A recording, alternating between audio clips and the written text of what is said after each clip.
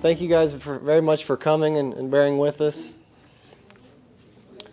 We are here today to talk about the Clifton Heights CSO Storage Basin project. My name is Wolffie Miller with MSD. I'd like to thank you all for coming. I would also like to thank Councilman Hollander for attending. We've been working with his office to give them some better information on this project. This presentation is being filmed for Metro TV, so please, if you could silence your cell phones.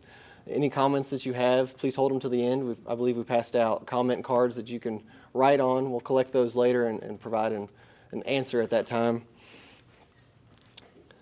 As is the case with MSD's larger projects, we have begun a process of 4 public meetings for each project. The first public meeting is an orientation project where we'll generally go out into the community and talk about several or more projects that may be upcoming in that area. Then we come back to the community with the conceptual design meeting, which is what we're having today, where we actually have some project concepts to present to you, get some feedback, any sort of opinions that you have. Then we can take those back to the office, continue with the design process. Then we come back to the community with an advanced design meeting later, and where we have taken your comments, use them to complete the design or to progress in the design of the project, and then present any other concepts that we have at that time for further input from the community. And then we'll come back for a fourth meeting, is what we typically call a pardon our dust meeting, where we can give you some guidance on the actual construction phase of the project. So for this project, we had the orientation meeting at Lincoln Elementary on March 25th, 2014, so a little over a year ago. It gave some background on what causes overflows, what you can do to help minimize overflows, and what MSD is doing to address them. And obviously we're here back to talk about the conceptual design of this project. Tonight we will present several design concepts for your opinion. We'll be asking for your input, feedback, preferences, and suitability of each concept. We will collect the input using the clickers that you guys received when you walked in. And then we will take that informed input and get back to the office and continue in the design phase of this project. If you missed the orientation meeting for this project, it's available on the MSD Project Win website, along with all of our other public meetings that we've held.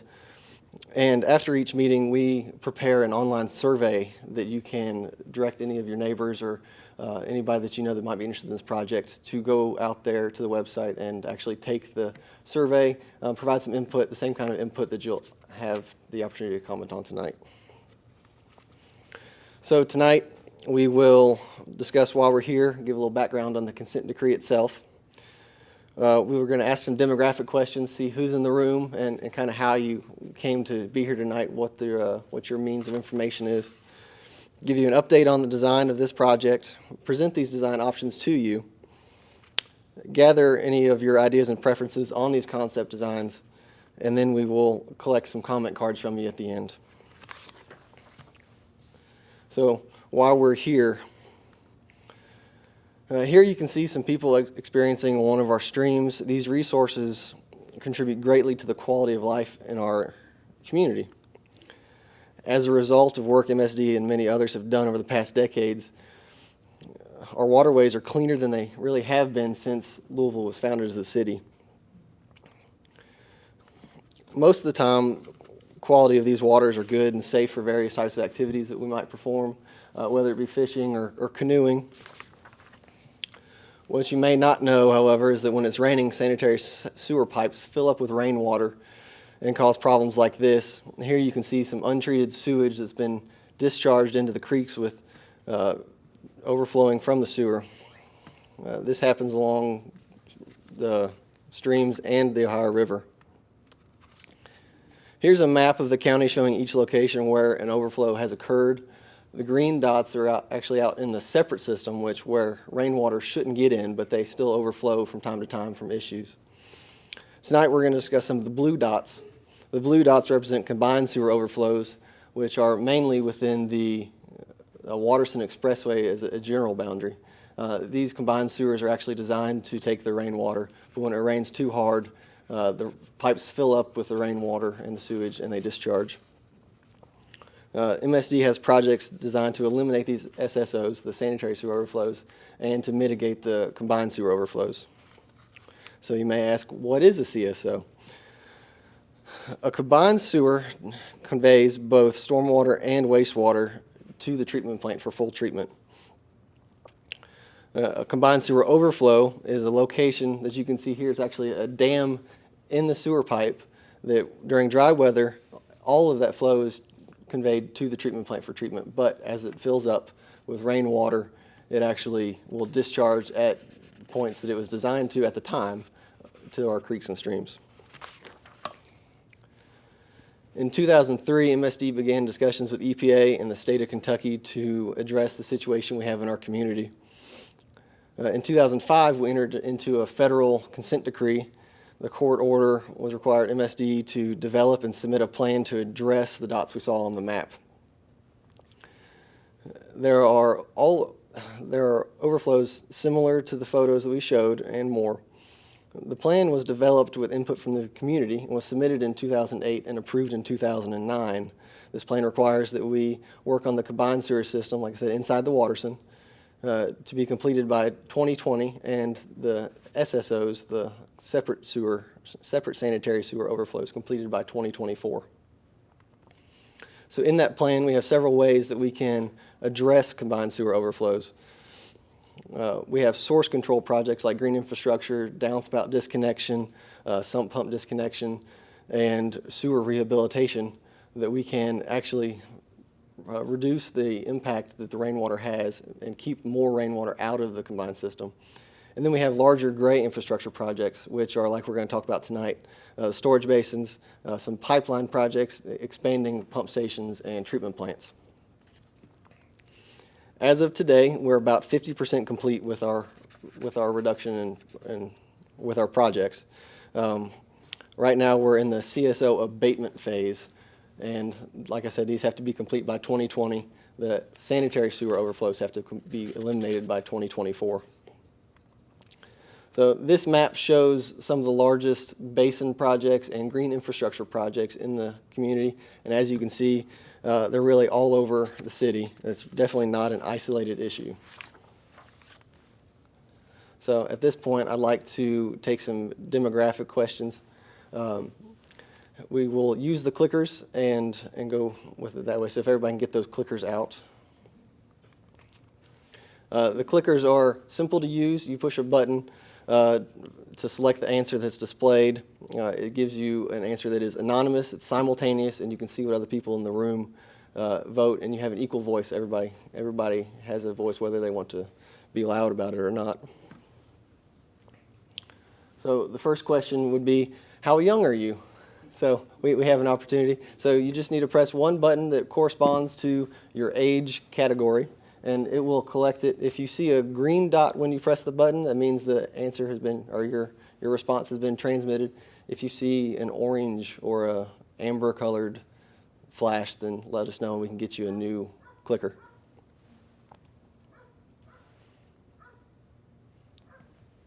Has everybody responded? Do we get to see the result? Yeah, it looks like we have 9 people responding. Oh.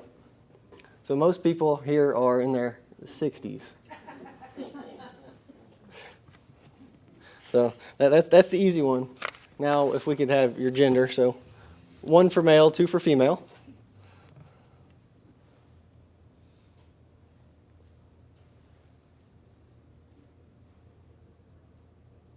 We had 9 last time, now we only have 4. Yes, ma'am. Oh, there it is. Okay. Put it in, right? Just have it enter again. Okay, if you could all press the keypad one more time just to make sure it registered. Won't that double the number? It will not. It only registers 1 response per keypad. It'll register the last answer that you gave. Smart keypad. Okay, so well now we have 5. We're making progress, but I'll go ahead and move on. So we are mostly male in the audience from those who responded. Now I will ask a couple questions based on this map. So where do you live, work, and spend your days. So this map has been divided up into 9 categories, and I'll try to work through those so we can help find you. But right now we are basically at the number 2 you can see in the light blue area.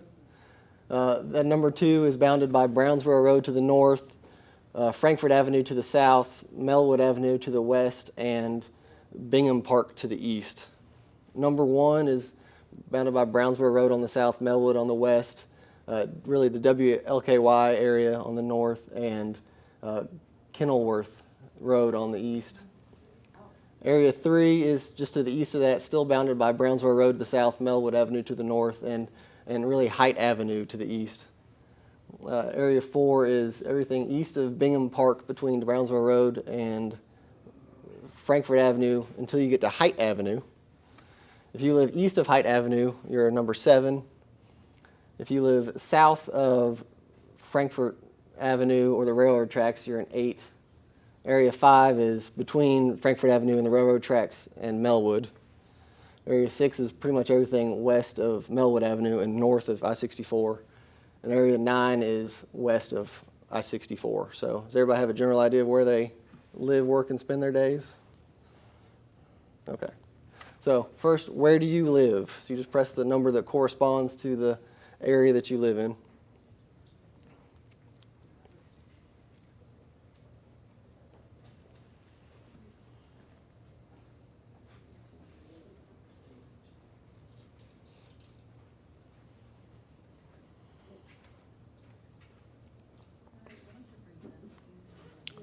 Okay, so now we're only at 4. We're going the wrong way. Does everybody see a green light when they press their button?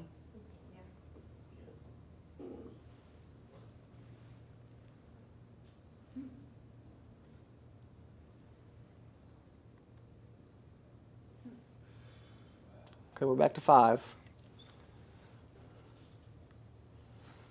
Okay, we'll try to keep up. So it seems like most of the people who are here tonight live in areas 7 or 8, which is not specifically adjacent to our project, but we still appreciate you guys coming, so thank you very much.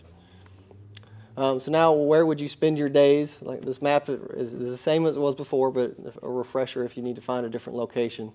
So this is any time that you would go out to perhaps Bingham Park. I would say Bingham Park is a number 2.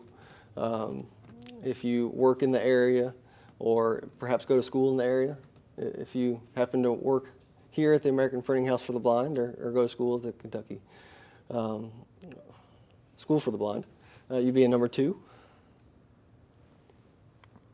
So now's your opportunity to respond.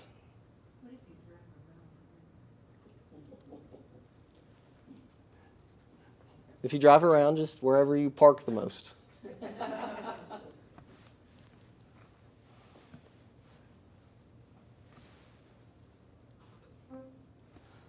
Okay, we got 5 again. All right, so we're pretty spread out around the area. That's okay too. I mean, we at least we know we're all in the area. And if you own a business or operate a business, we would like to also hear from you.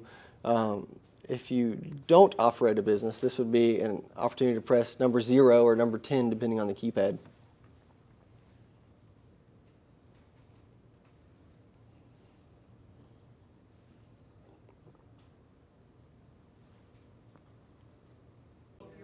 Okay.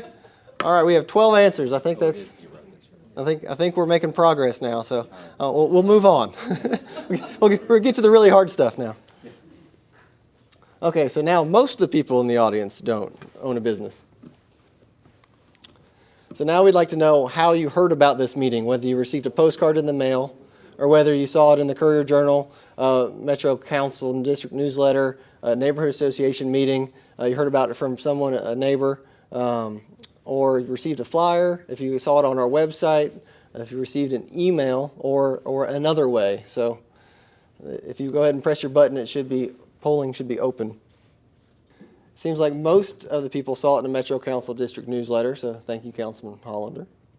And a lot of people received a postcard as well, or from neighborhood association, or heard about it from a neighbor. So at least we're getting the word out, so we appreciate it. Yes, ma'am. Okay, I clicked number 8 because you emailed me. Yes. and it's not recording. Okay. So I'm gonna, well, it's too late to respond now. We will note that, though, since it's a small crowd, and move forward. So now we'd like to know, what are your typical primary sources of information about MSD projects in general? Not specifically this one, just all MSD projects.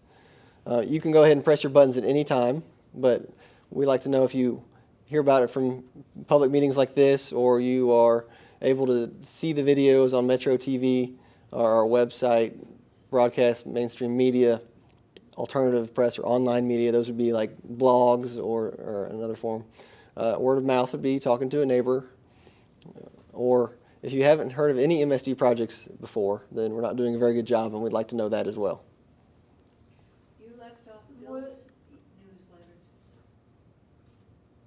We did. I would say that would be alternative press or online media. For lack of an option, I apologize. What about Center for Neighborhoods? They send out Center for Neighborhoods, and the councilman's email is where I get most of my information for this kind of stuff. Where do they fall? I would say alternative press. If it was a newsletter for the Center of Neighborhoods, alternative press, please.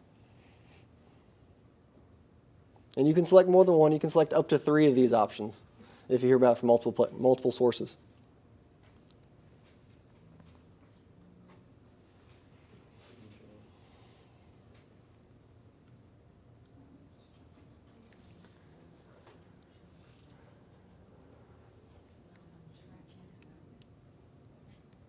Okay, so we've got 9 responses, so we'll stop there. So alternative press and online media, okay. So the councilman newsletters and the community newsletters, okay. And now we'd like to know how you would like to hear about MSD projects. Yeah, again, the polling's open, so you can record your answer at any time. You can press up to 3. Like I said, the computer will record the last 3 inputs that you make. Yeah. So we found it here, so.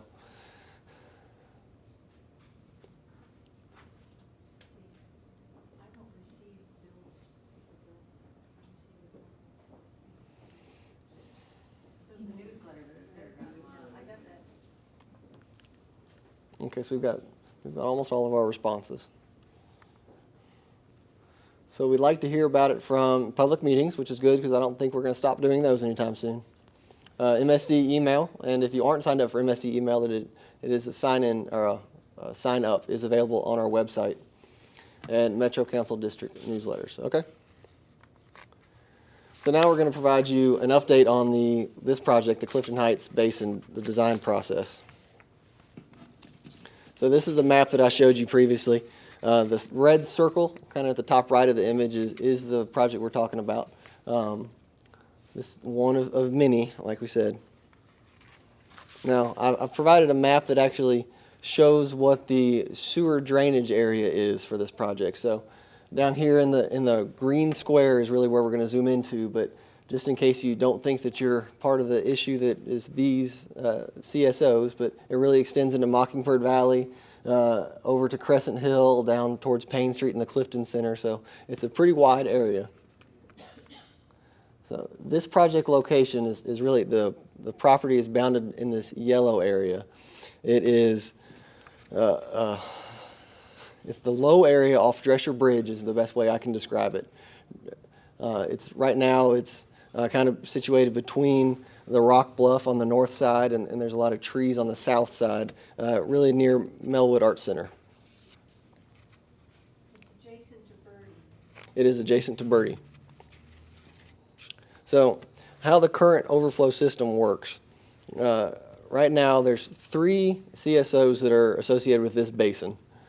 Right now when it rains, a little bit more than 1/10 of an inch can trigger an overflow event. And sewage is discharged to the creek by these red lines that we see here from 2 CSOs that are near Drescher Bridge and 1 CSO location that's near Melwood Avenue. And they go towards the top left of the image to Beargrass Creek directly. These 3 CSO locations overflow 127 times a year on average, and approximately approximately 107 million gallons of sewage. So this project, as we propose, is a 7 million gallon storage basin. What we'll be able to do is we will divert sewage overflows from capture them before they get to the creek, divert them to the basin, store them in the basin until the sewer system has an opportunity to actually take that flow, and then we'll treat it fully before it's released. So we will reduce the number of occurrences of overflows from 127 to 6 overflows in a typical year for all 3 of them. And we reduce it from 107 million gallons to about 3.5 million gallons per year. The basin itself is about the size of a football field, a little bit shorter, a little bit wider, and approximately 35 feet deep. So, like I said, basins in general, and this is just a schematic, it's not specific to this project, but basins provide temporary storage for what would be overflow. So, overflow is captured by gravity into this basin. It's stored there, released back into the system where it can receive full treatment, typically within 24 hours after the rain event. And then the basin itself is washed down automatically. So based on this information, we usually get a couple questions that I'll go ahead and address. First of all, what happens when the basin is full? Well, as the basin, then we get another question that says, odors. People want to know if it's going to smell, and will the basin be visible? So when the basin's full, as it's raining, the basin fills up. It's going to fill up by gravity, so there's no pumps necessary. When the basin's full, the system's going to reach an equilibrium and is going to discharge just like it currently does. And then the stored volume is going to have an opportunity to get pumped back to the system for full treatment. So, like I said, this will go from 107 million gallons to 3.5. So, will it smell? Combined sewer overflows are really a very diluted sewage. So much rainwater actually makes these things overflow. The basin's pumped out within a timely manner. It's automatically rinsed, and odor control is typically unnecessary. We went to a couple other cities who have installed these type of facilities, and where they have installed odor control measures, they do not use them because they're not needed. But even knowing that, we have some ongoing odor monitoring and testing, and we're going to design this to where we can install odor control as necessary, if necessary. So what happens when the basin is full? It's going to overflow just as it is today. Is it going to smell? No, we do not anticipate that it's going to smell. And will the basin be visible is the last question, and that's really what we want to ask you about today. So here's where I'm going to present a couple design concept options to you. Each of these different configurations will do the same job. Each looks a little bit different, and we'll look at each one and talk about it, gather some comments, and then we'll ask you to rate the suitability of each one. So again, I'm going to give you a little bit a chance to talk about the site itself. The site is currently city property. It has limited road access. It does have a right-of-way of Muncie Avenue and Bertie Avenue that go near the site, but Bertie Avenue is closed off at Melwood Arts Center, and Muncie Avenue is closed off just after the entrance for the condos. The whole site is surrounded by trees and, like I said, the rock bluff to the north. And the entire site that we're talking about is within the 100-year floodplain of the Ohio River. So we have 3 concepts to talk about tonight. Concept number 1 is above ground. The basin top is actually going to be constructed above the 100-year floodplain. Concept number 2 is partially above ground, so the mechanical access points are going to be above the 100-year floodplain, but the rest of the basin that doesn't have mechanical components is going to be at grade, so at the ground surface. And concept number 3 is going to be entirely below ground, except for those access points, which will be at the surface level. So now we'll go through each one of them. This is concept number 1 of above ground. This is an elevated view from the intersection of Brownsville Road and Drescher Bridge looking kind of across this property towards Melwood Art Center. As you can see, it's extended above the 100-year floodplain, so it's going to be a little bit shorter than a 2-story building out in the area. Can I ask a question about that, that slide? When you see that, I know that the property just really steeply drops away, so is the base of what we see there way down and we're just seeing the top of it? So the question was, with the hillside at Drescher Bridge, is the basin itself going to be located in that low area? Is that correct? Yeah. The answer is yes. You can sort of see the illustration of the hillside as the dark area off the side, but this will not be within the hill. The hill of Drescher Bridge is actually part of our levee system, and we don't want to compromise the levee system. So this rendering is from the opposite view, so it's an elevated view above Melwood Art Center looking back towards the intersection of Drescher Bridge and Brownsboro Road.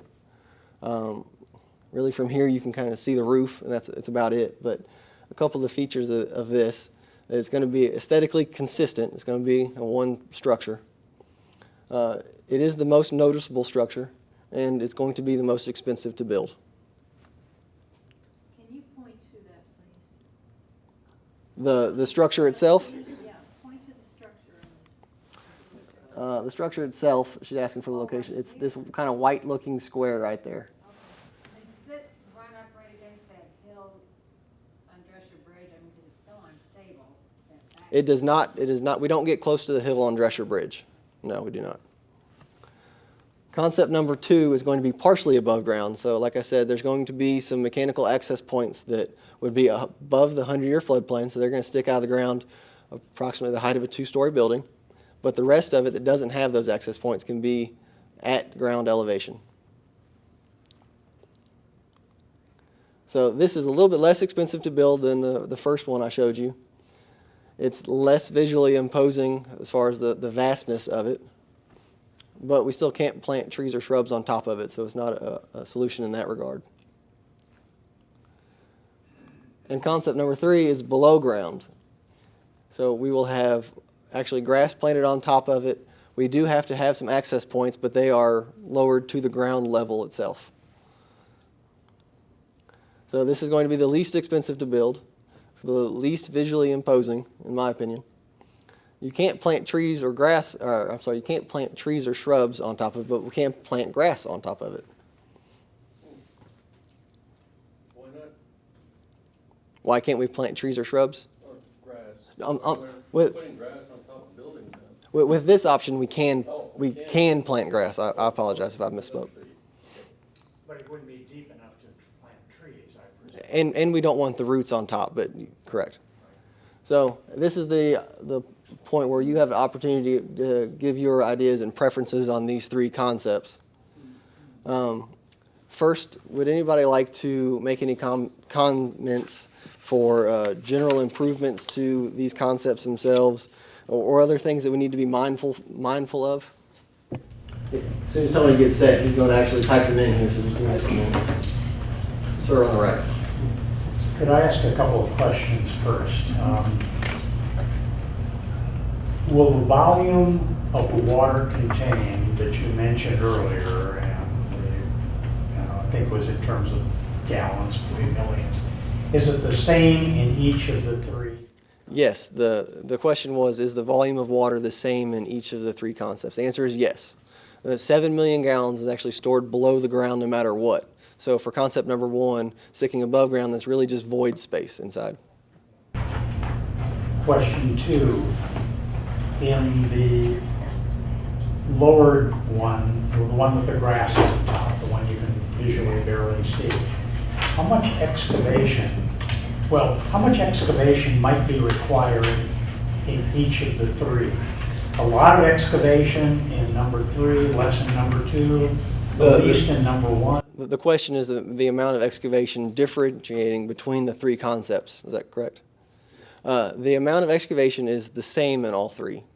Like I said, the storage volume is all going to be below ground, so we have to excavate the same amount to capture that 7 million gallons, no matter which of these 3 options we choose. So it's going to function the same way. It's going to function identically in all three scenarios. This is really a exercise to talk about what we would like to see above ground. Yes, ma'am. Will this be an area, if it were below ground and planted with grass, can anything be on top of that, or can it be a park or something, or does it have to be all chain linked off and so nobody would ever walk on it? Make a comment. Yeah, we'll turn that into a comment, I guess, if we can use concept number 3 and incorporate any sort of park. Yeah. Is that Make that make the. usable grass space? area usable Okay. somehow, rather than fenced off from the public. Is that, Yeah. Yeah. So, okay. Yes, sir, in the back. That would be number 3. Okay, you had said that all three concepts involve the same amount, approximately the same amount of excavation. Is the excavation in any or all three of them, I'm assuming all three based on what you said, do any of those three or all three involve any use of explosives to remove materials such as the rock shelf? So the question was, do any of the three concepts involve explosive use or the use of explosives during the excavation? The answer is potentially. We don't dictate how the contractor is going to dig. I don't know how deep rock is in that location, but I do believe we'll encounter rock. And the contractor, if he chooses, can use blasting as his means for excavation. But if he does, he is required to obey the Kentucky Mines and Minerals regulations in that case. And those involve And the that- right of adjoining property owners to seek redress? The adjacent property owners, if they're within a certain radius of, depending on the explosives that are used during blasting, will receive a pre-blast survey by the contractor's representatives to determine any sort of structural damage that already occurs. And then there will be an opportunity for the property owners to file a damage complaint if something were to happen. And we would have the pre-blast surveys available to compare against. Let me make a comment real quick. When we're talking about pluses or minuses, what we've shown here, that's a means and methods. It would be the same for any or all of them. So that's not really a comment on pluses or minuses. Those are good questions that we will address. But for purposes of survey, that's probably not one that, because this is going to be online. So that particular question we can address, but it's really not a plus or, that doesn't distinguish one or any of these options. Yes, until I asked the question, I didn't. No, it's a great question, but I'm just saying when we're going to vote on, that's probably not one that we would put here. So comments about the pluses or minuses, anything that might distinguish one of these options from another, and that's a great question, but that would all be the same for all of them since it's the same excavation.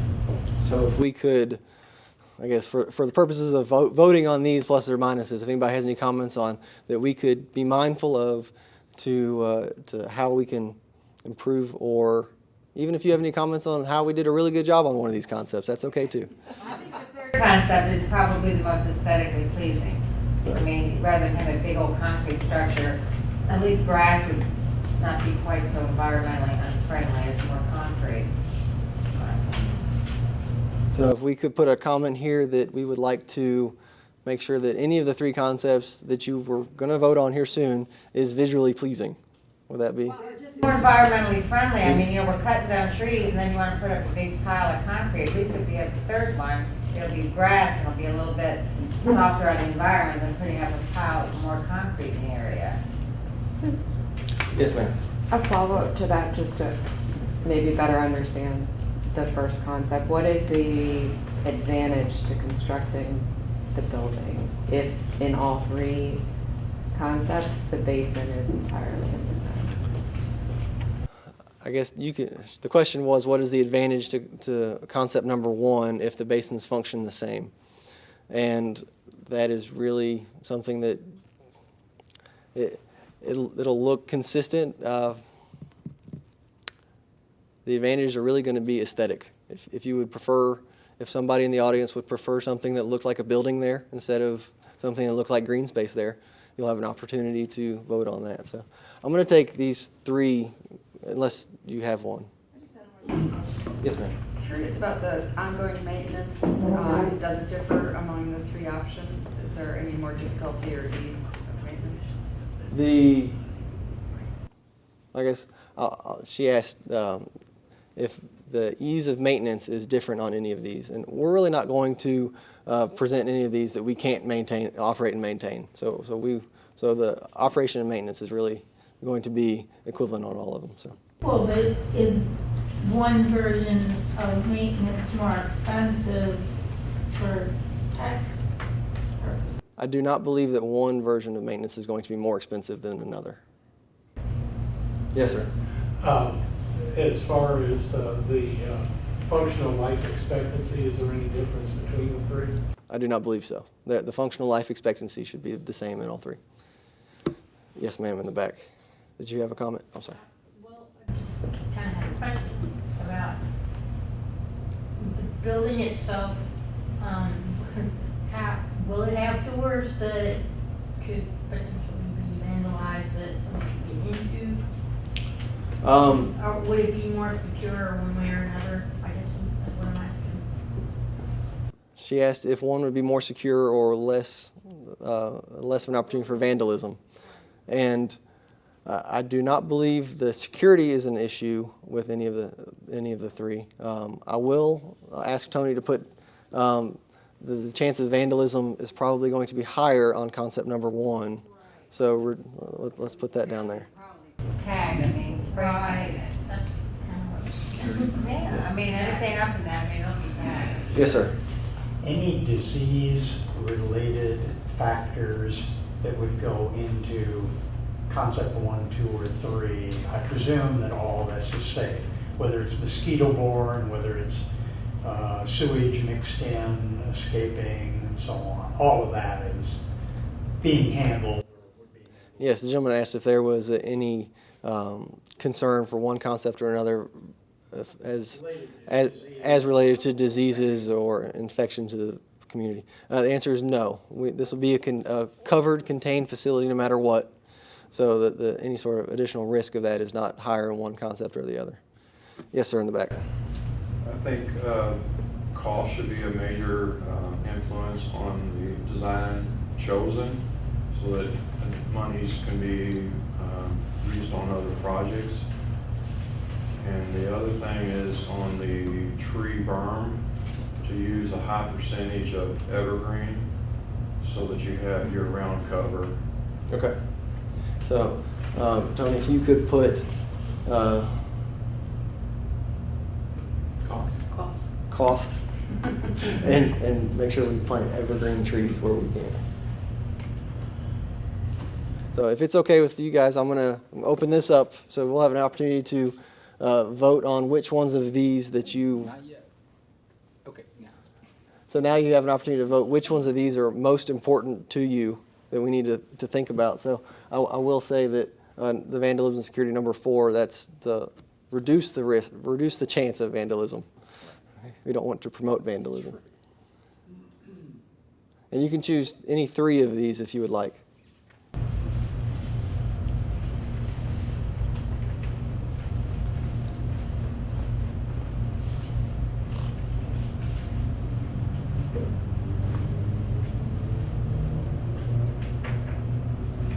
Okay, we got 8 responses, so if you could just, everybody try to do it one more time. It won't double count anything. It'll just make sure yours is recorded. Okay, so now we got 12. Okay. So the things that are most important to this group are that it's the aesthetics of it, and then it's environmentally friendly, and we can have some sort of surface usability, and not to say that people aren't concerned about cost as well. So now we're going to ask you the suitability of each one of these concepts. So for concept number 1, the above ground basin, we're going to ask you whether you find this concept very unsuitable all the way to very suitable. So this will be an opportunity for you to really differentiate your opinion between the 3 concepts. So if you find one more suitable than the other, keep that in mind.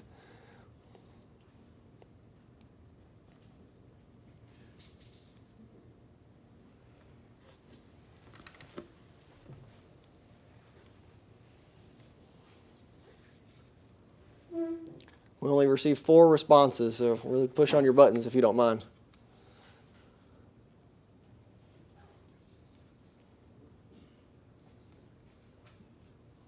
We're up to 8.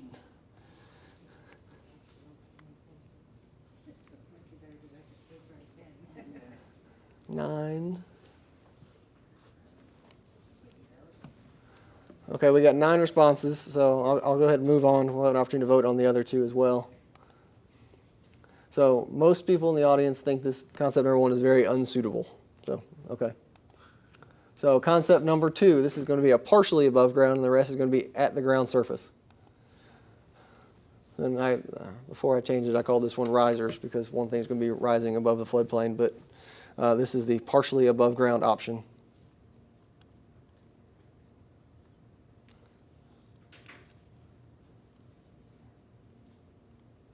You just mentioned the floodplain. This has more implications for the floodplain than the others? They each have less as we go down. So number 1 will be taking up room in the floodplain. Number 2 is taking up less room. Number 3 is not taking up room in the floodplain. So most people in the audience find concept number 2 unsuitable or somewhat unsuitable. So we're improving. Concept number 3 is going to be below ground, except for the couple access points that will be at the ground elevation. And now you have the opportunity to cast your votes for this, the suitability of this concept. So we have 12 responses. Okay. 13 responses. So this concept is suitable, and I agree. So thank you very much for your input in this case. This helps us a lot. The next steps, like we said, we will take your input. We will go back to the office and proceed with the design based on this. Keep that in mind as we move forward. Then we'll come back to you with our selected option. And we're going to ask you about some security and some screening concepts, so how we can still make this a little more visually appealing, especially since this was a comment that you had. So our anticipated schedule, we are completing the conceptual design meeting today in May.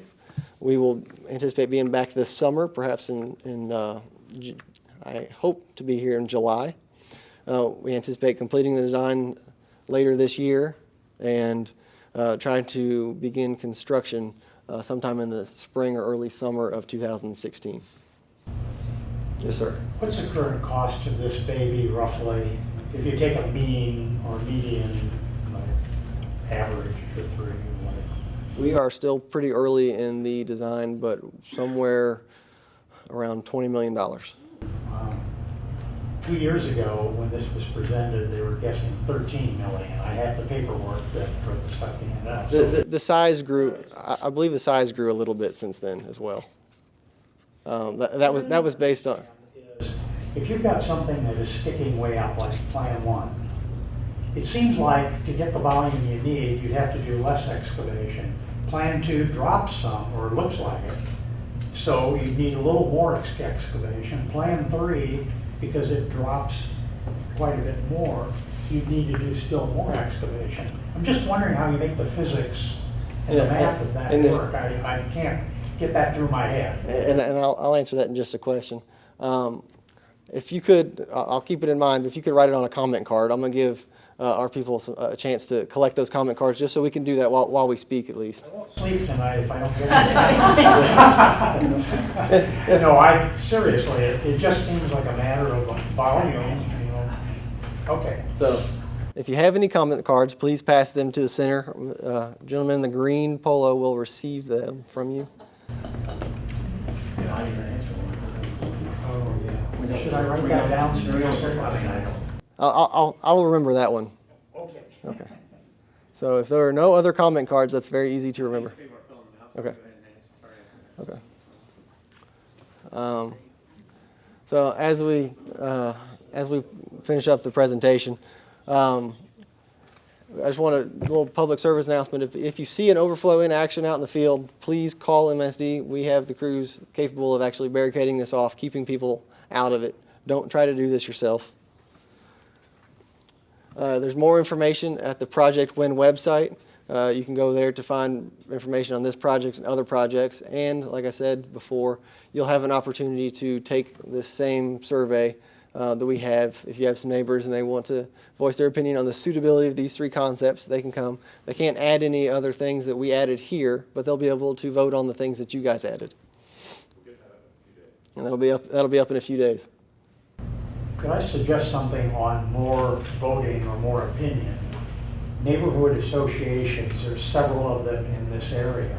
Maybe it would be wise to ask at the next neighborhood association meeting, 15, 20 people in attendance, ask everybody to fill out a quick questionnaire.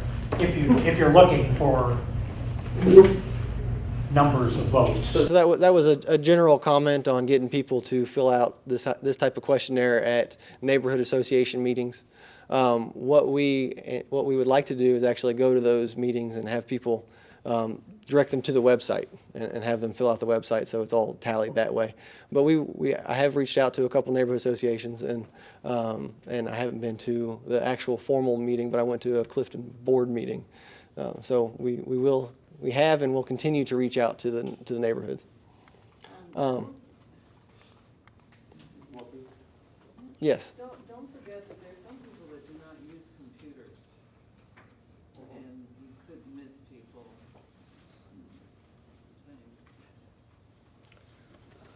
Okay, and we will keep that in mind as well. This is a process question. We would like your feedback on how satisfied you are with this public input process. So if you could also rate how satisfied you are with your keypad.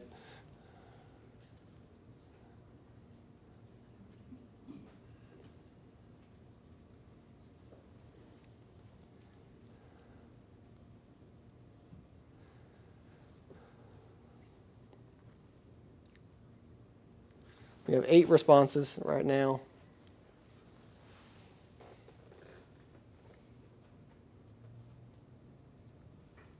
Okay.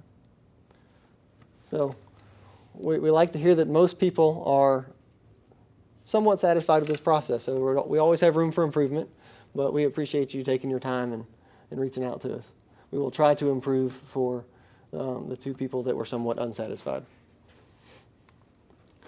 Thank you for coming. As we have comment cards, Greg, I'll go ahead and answer your comments, sir. As far as how logistically how the 3 concepts require the same amount of excavation, we are controlled by the inlet point since these fill by gravity. So we have a sewer coming in at a certain elevation below the ground, and we capture everything by gravity, so it's everything below that point. And if we were to store volume above that point, then we'd have to do something like pump in, which is not reliable during storm events if we were to lose power. So by capturing everything by gravity, our storage is we can't store any higher than the influent point of that pipe itself. So even though we were to build higher, that's just void space on the inside. We can't actually do it. So. How far deep is it, just out of curiosity, the top surface of the tank? How far down is that deep? The top surface of the tank in concept number 3 is about 2 feet, or the top of the top is about 2 feet below the ground surface. And that top, I don't know how thick, but it'll be about 1 foot or 2 foot thick on the top slab of the basin. And we'll go by there. The overflow pipe that runs in the area is actually sticking out of the ground in some places. So we don't have to excavate that deep as far as what that point we're restricted to that I was talking about in this case. Other cases, we really are pretty deep. But the basin itself will be about 35 feet deep to achieve the 7.5 million gallons. How much excavation would be necessary? You're not saying up to 35 feet of excavation. Yes, I am saying up to 35 feet. Going down 35 feet below the bottom surface or the surface of the land now. Yes, 35 feet below the surface elevation now. That's a lot.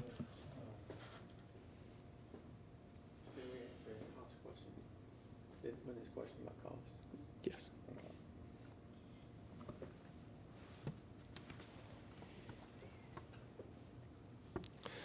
There are 3 questions here. One is a comment. Please coordinate with Public Works for Muncie Avenue, and we do anticipate, or we will reach out to Public Works. We have a Metro Agency Partners Coordination where we reach out to all the public agencies and coordinate in that regard. If odor is possible, then wouldn't project problems, pest problems, for instance mosquitoes, be a potential problem? Since we do not anticipate odor, and I believe mosquitoes are typically attracted by standing water, and will actually improve the area as far as drainage, so we will have less standing water in the area after the project is complete than we do now. If the basin is gravity fed, then wouldn't the height of concept number 1 and 3 change the efficiency of the basin as you change design? As I just described, really we're restricted by that elevation, so the storage volume is all below the ground surface.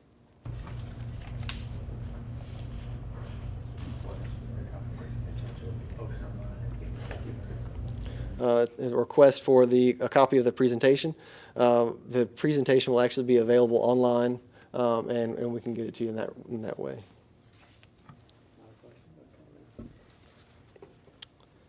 And somebody was nice enough to say thank you for having patience, and I appreciate that. It helps having a small group of people who are informed about MSD projects in general and are willing to come out here and really work with us, and we appreciate you all coming. Do you have another one, sir? In the back, yes, sir. I do have one other comment. For the at-grade design, Eden Park in Cincinnati was actually built on top of the old city reservoir. I'm not sure if it's in use or not, but they have art museums and so forth next to the park. With this close proximity to the Melwood Art Center, perhaps that space could be used for art events and other. The gentleman's comment was potentially using the area for concept number 3 in coordination with Melwood Art Center for different events, such as in Eaton, Cincinnati. Is that what you said? While we can explore some of the different options for how we restore that area above the basin, we do anticipate putting grass back in that scenario. But we do have to keep in mind that this area is entirely within the floodplain, so we will talk to Parks in that regard, but I don't think Parks is going to want to maintain an area, and we don't probably want to put any sort of swing set or gym that's going to be flooded annually. But it is something that we can explore. And access to it would be difficult because of being down in the hole, can't get people in and back out. Yeah, and particularly from Melwood Arts Center, access is a pretty big issue because there's a steep hill there, and there's not vehicular access currently. Yes, ma'am. The 3D renderings are nice, so thank you for those.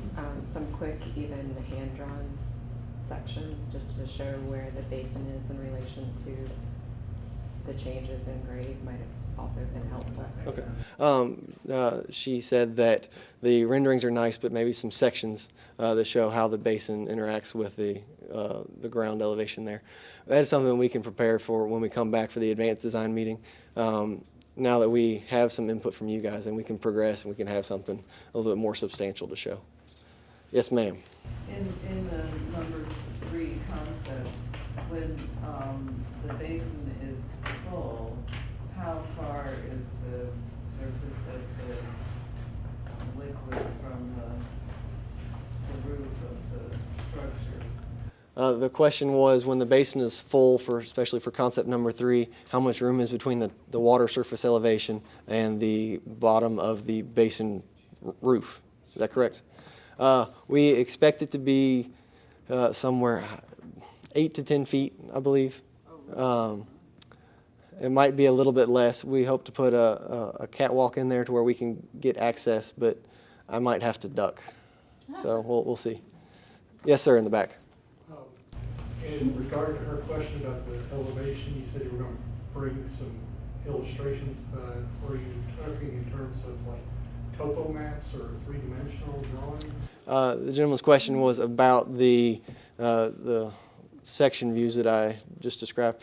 What I was thinking about when I said that was that we can actually show you kind of a cut view. If we were to cut the basin in half, we would show how that storage how the storage works in relation to the ground surface elevation, and we can even show the ground surface on either side, so it comes down and kind of goes back up, or something like that.